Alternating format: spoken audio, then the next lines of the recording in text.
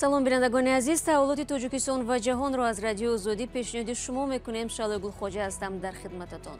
имрӯз 11 октябр атрофи ин мавзӯъҳо суҳбат хоҳем дошт. баъди гузориши радиои озодӣ, зиндагии Бахтиёр Тоҳирови бесарпаноҳ дар шаҳри Хуҷанд тағйир ёфт. попи Рум озори ҷинсӣ дар калисои католикро мусибати ҷаҳонӣ хондааст. тибқи як таҳқиқот тӯли 10 солаҳо теъдоди аз рӯҳониён ҳазорҳо кӯдак ва аксаран писаронро сӯистифодаи ҷинсӣ карданд. вақте рӯҳоние дар ягон мадраса ва калисое расвоӣ мекард, усқуф ӯро ба калисои дигаре мефиристод.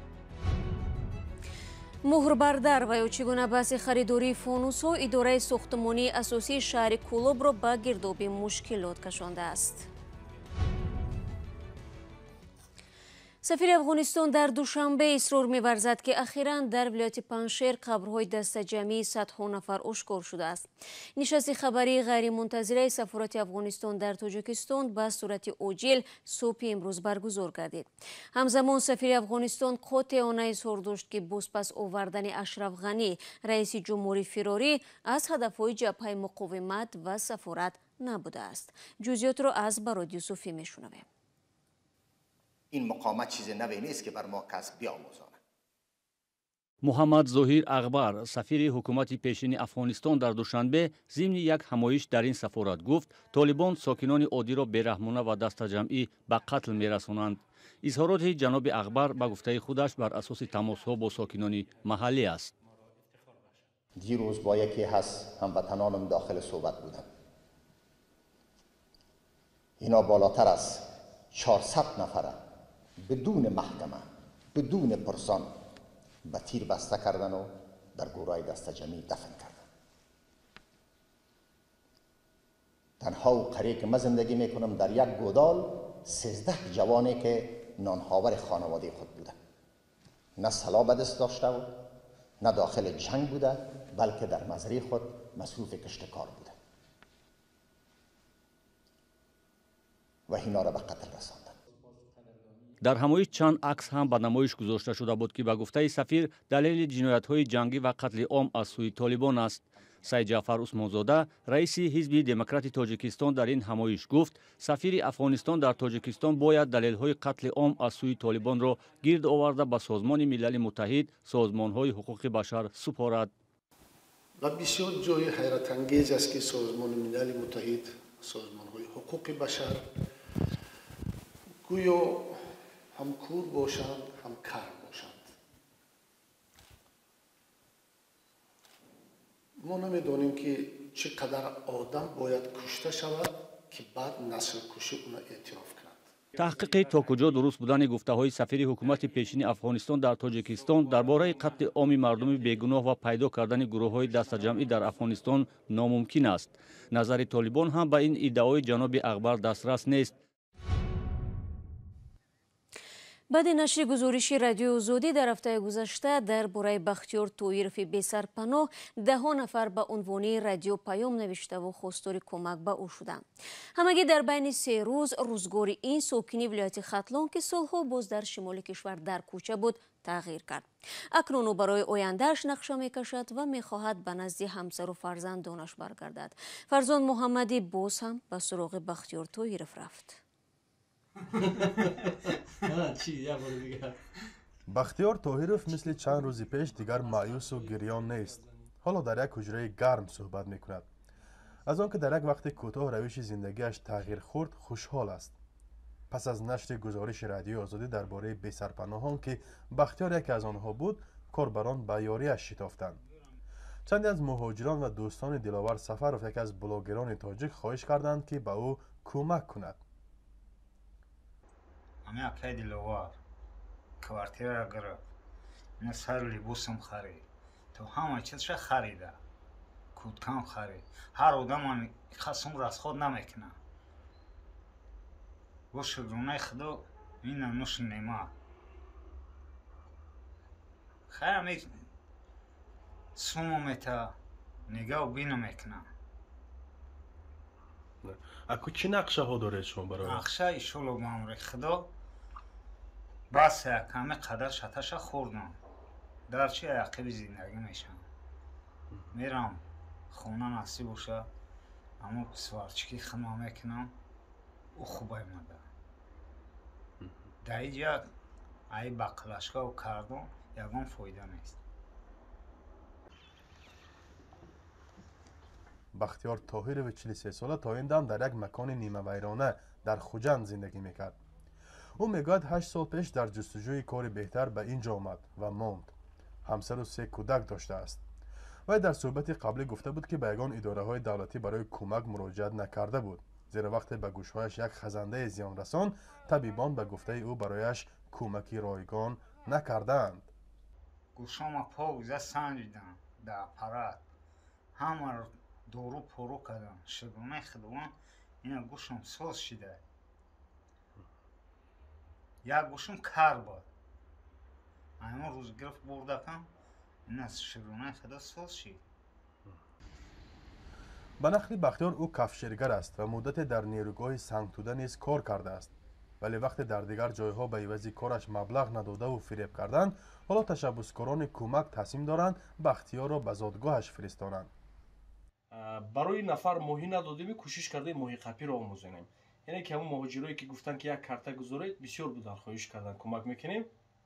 گفتیم باشد کارتشون میگذاریم و در پول همان برای این نفر تجهیزات میگیریم، مثلا برای سوارکه کردن و دیگر چیزایی که هست این مرده که برای با کار میآموزن، یعنی که برایش کار میآموزیم همین گونه پول نمیتیم که چون که همین گونه پول دیم میخورن تمام میشه دیگر بس.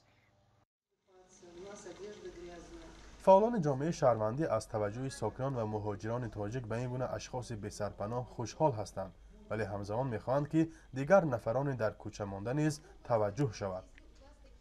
یک تحقیقات سازمان‌های دیار و نوتابن در سپتامبر امسال معلوم کرده است که در ولایت سوخت قریب 500 شخص بسرپناه زندگی میکنند. فرزان محمدی، رادیو آزادی، شهر خوجند. ҷабрдидагон аз озуру азияти ҷинсӣ дар фаронса талаб доранд ки дар калисои католик ислоҳоти таърихӣ сурат бигирад то дигар бора ба сӯистифодаи наврасон дар калисо роҳ дода нашавад. пештар аз ин як комиссияи махсуси фаронса натиҷаҳои таҳқиқеро нашр кард ки нишон додааст садҳо ҳазор кӯдак дар 70 соли гузашта дар калисои католик озуру азияти ҷинсӣ дидаанд. гузориши садои амрикоро ҳамкорам тоҳири сафар тақдим мекунад. ژان رنه، ژان فرانسوا و ژوزف تقریبا 10 ساله بودند که آزار جنسیشان آغاز یافته است. روحانیان مدرسه شونی پیلر پیوسته شاگردان نورس خود را سوء استفاده می‌کردند. هر وقتی می‌خواستند نزد ما می‌آمدند و می‌گفتند من تو را مدتی زیاد است ندیدم و ما را به اتاق‌هایشان می‌بردند. کلیسای کاتولیک این همه را پنهان داشته است. وقتی روحانی در یگان مدرسه و کلیسای رسوایی میکرد، اسقف او را به کلیسای دیگر میفرستاد و او عین کار را در اینجا تکرار میکرد. آزار جنسی نورسان و پنهان نگه داشتن جنایت 10 سالها در فرانسه ادامه کرده است. تحقیق کمیسیون آشکار کرده است از سال 1950 بیش از 3200 روحانی 216,000 کودک و اکثرا پسران را سوء استفاده جنسی کردند. با علاوه خادمان موقتی کلیسا شماره جبردیدگان 330,000 نفر تخمین می شود. گذشته از این همه بی‌اعتنایی، کوتاهی، سکوت، پنهانکاری وسیع در کلیسا مثل قاعده بوده است. واکنش پاپ فرانسیس روز سه‌شنبه به نتیجه تحقیق چنین بود. من از رنج و آسیبی که جبردیدگان کشیدند غمناک و اندوهگینم. من شرمسارم. ما و من شرمساریم که کلیسا مدتی دراز نتوانست به آنها توجه ضروری کند.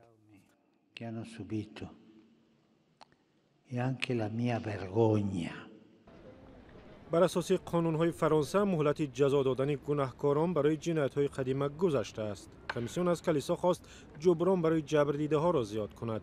پرداخت جبران اولی سال آینده آغاز می‌یابد. بعضی جبردیدگان میگویند خود کلیسا به اصلاحات سخت احتیاج دارد. باید عملکردها، مناسبت و مدیریت در کلیسا سخت تغییر یابد. اول امسال پاپ فرانسیس قانون‌های کلیسای کاتولیک را تغییر داد و آزار جنسی را جنایت حسابید. امیس پلیسدرو مدیر سازمان صدای کاتولیک‌ها در فرانسه است.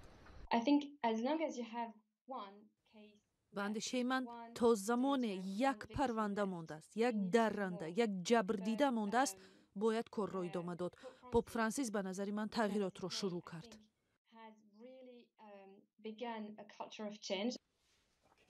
تحقیق کمیسیون مخصوص فرانسه بعد عین تحقیقات در کشورهای دیگر مثل امریکا و استرالیا صورت گرفت.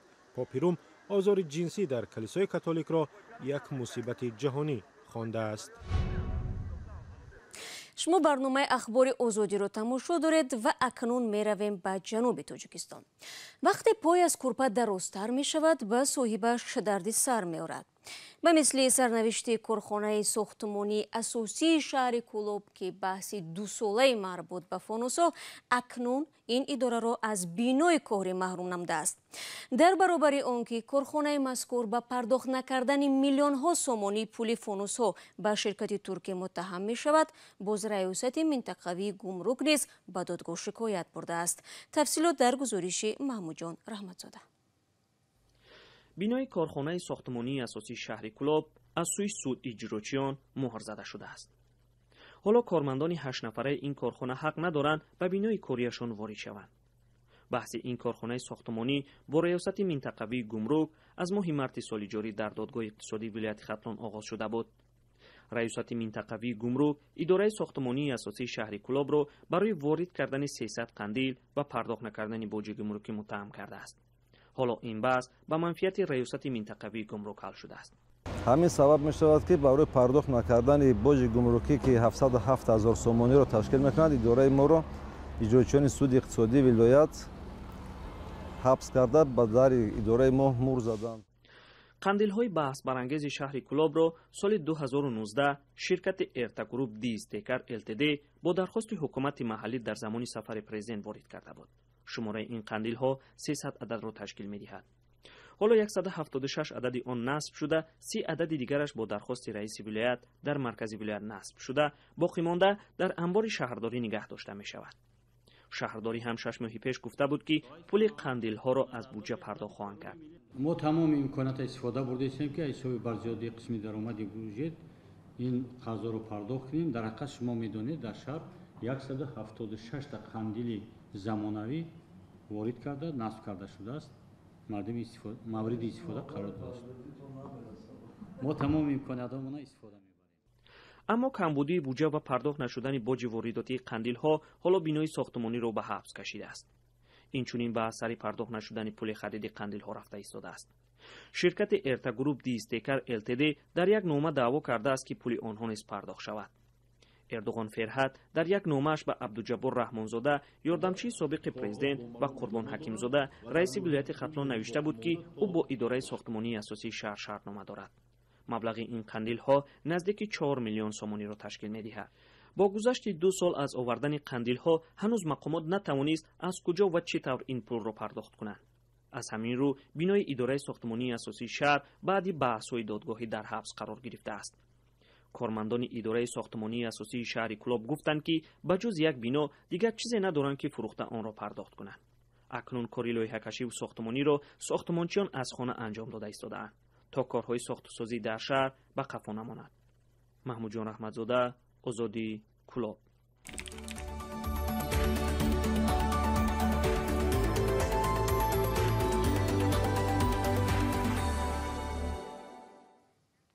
بینندگان عزیز، فرصت برنامه اخباری آزادی به پایان رسید. تشکر از شما که تا این لحظه ها با ما بودید. خبر گزارش‌های دیگر رو چون همیشه در سامانه رادیو آزادی زیر نشانی www.azadi.org میتونید بخونید. گزارش‌های ویدیویی در آزادی ویدیو یوتیوب گذاشته میشن. فردا همه شما رو در برنامه سرخط رویدادها منتظرم. خود را احتیاط کنید و خدا نگهدار.